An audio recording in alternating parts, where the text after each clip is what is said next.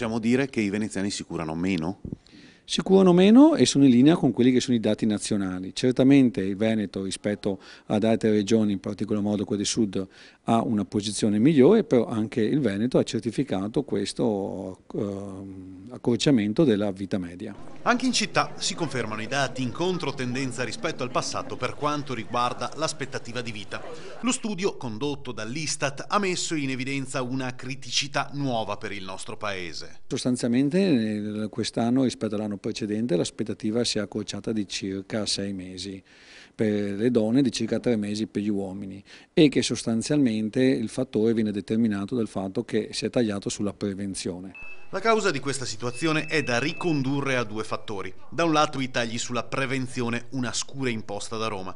Dall'altro la crisi che ancora attanaglia molte famiglie veneziane. Si preferisce risparmiare invece di fare gli esami medici necessari, a discapito naturalmente della salute. Ricordiamo che la prevenzione è stata tagliata da un lato dal governo che ha obbligato i medici di base ad una maggior oculatezza su quelli che sono gli esami di base, pensiamo all'esame alla prostata come le mammografie e quelle che erano delle analisi di routine, e dall'altra per la crisi che la gente risparmia a curarsi.